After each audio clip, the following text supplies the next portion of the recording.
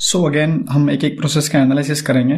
तो first process जो है वो हमारा कौन सा है? Isochoric process. हाँ, what do you mean by isochoric process? Isochoric means process means volume remains what constant. जो गैस का वॉल्यूम है वो चेंज नहीं हो रहा, volume remains constant. Volume remains constant मतलब change in volume dV, V final minus V initial और small variation in volume is what zero. 4-5 बातें इसके बारे में करेंगे जिसके बारे में पूरी डिटेल इंफॉर्मेशन देगा। The first one is what? Process equation. The first one is what? Process equation. Process equation कहां से निकलेगी? सो प्रोसेस इक्वेशन निकलेगी आइडियल गैस इक्वेशन से। आइडियल गैस इक्वेशन क्या है? Ideal gas equation is what? PV equal to NRT. PV equal to nRT. Moles are, and now volume is also constant. So pressure is proportional to what? Temperature. So process equation is like P1, P is proportional to T. So for two condition, P1 by P2 is equal to T1 by T2. We can write like this.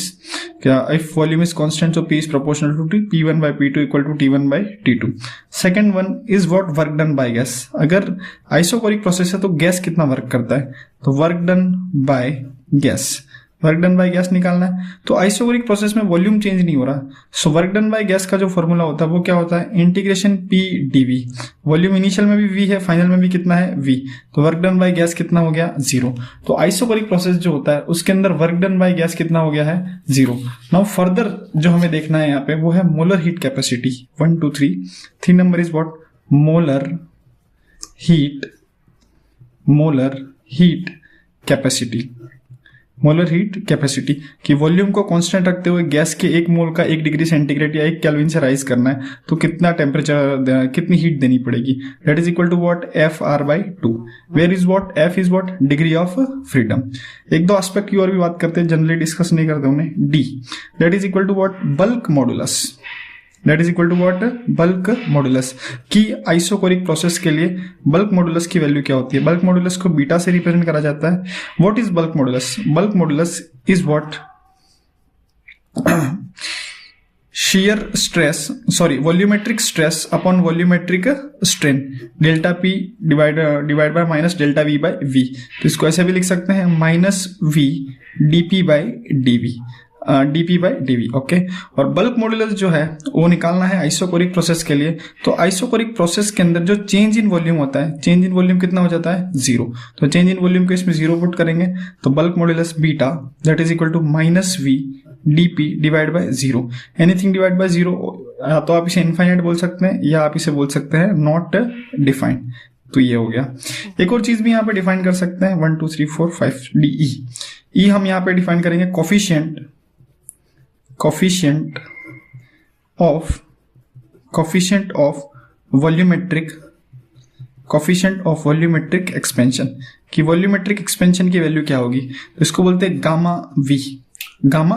coefficient of volumetric expansion is what? gamma V। now what is the formula of gamma is equal to gamma V that is equal to 1 by V delta V by delta T, और small variation की term में लिखना है तो 1 by V dV by dt। Thermal expansion में आपने ये पढ़ा होगा। देखें dV जीरो हो गया तो 1 by V zero divide by dt, तो कितना निकल के आ गया? Finally zero. तो कोफिशिएंट ऑफ थर्मल एक्सपेंशन की वैल्यू जो होती है आइसोकोरिक प्रोसेस में वो कितनी होती है? जीरो। एक दो ग्राफ भी बना सकते हैं। देखिए ग्राफ बनाएंगे हम, अगर ABCDEF, देखिए ग्राफ बनाएंगे। अगर मैं प्रेशर और वॉल्यूम का ग्राफ बनाऊं, pressure and what? Volume. Pressure x axis पे प्रेशर, वाई एक्सिस पे क्या ले लिया हमने? वॉल्यूम। प्रेशर और वॉल्यूम का ग्राफ बनाएंगे तो देखें ग्राफ कैसा बनता है। प्रेशर और वॉल्यूम ग्राफ में आइसोकोरिक प्रोसेस है तो प्रेशर को हमने क्या ले लिया है? कांस्टेंट। प्रेशर को कांस्टेंट ले लिया। आइसोकोरिक प्रोसेस है तो वॉल्यूम को क्या ले लिया है? कांस्टेंट। तो वॉल्यूम चेंज नहीं हो रहा, तो ऐसा कुछ ग्राफ बन के आ जाएगा। अच्छा, अगर हम ग्राफ बनाना चाहे प्रेशर एंड टेम्परेचर, तो यहाँ लिया प्रेशर, यहाँ क्या लिया? टेम्परेचर। उल्टा भी कर सकते हैं, कोई फर्क नहीं पड़ता। देखिए ध्यान से, PV equal to NRT, pressure और टेम्परेचर में ग्राफ बनाना है। वॉल्यूम क्या है? कांस्टेंट।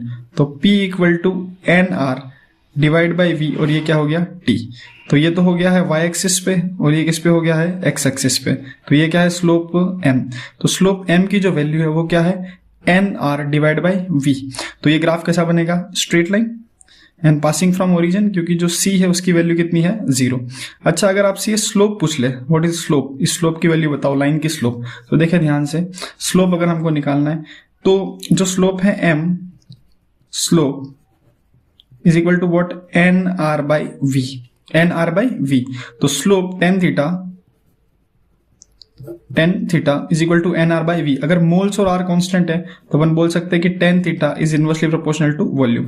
जिसकी स्लोप ज्यादा होगी, जिसके लिए थीटा की वैल्यू ज्यादा होगी, उसका वॉल्यूम क्या होगा, कम।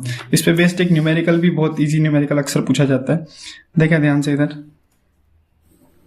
अगर एक एक्सिस पे ले लिया है प्रेशर और एक एक्सिस पे ले लिया है अपन ने टेम्परेचर, एक गैस के लिए ऐसा ग्राफ बन रहा है, दूसरी गैस के लिए ऐसा ग्राफ बन रहा है। इसका वॉल्यूम V2, इसका वॉल्यूम V1, किसका वॉल्यूम ज्यादा होगा, तो जिसके लिए भी स्लोप की वैल्यू ज्यादा है, टेन थीटा ज्यादा है, उसका वॉल्यूम क्या होगा, कम। V1 और V2 में देखेंगे तो V1 की स्लोप जो है वो ज्यादा है, तो वॉल्यूम उसका क्या होगा, कम। तो यहां बोल सकते हैं कि V2 is greater than what, V1। Okay.